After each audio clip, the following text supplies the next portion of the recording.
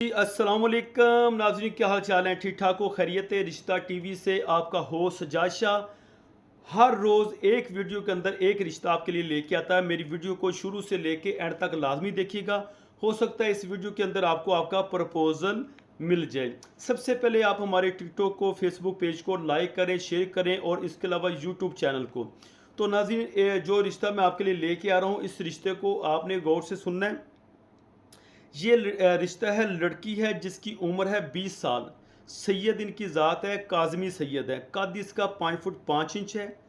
तलीम इसकी मैट्रिक है और एक ही बेटी है, अकलौती बहन। ना इसका कोई भाई है और वालिद साहब इनके वफात पा चुके हैं और सिर्फ वालदा के साथ ये रह रही है। वालदा इनकी टीचर है, वालिद साहब भी इनके टीचर थे गवर्नमेंट के।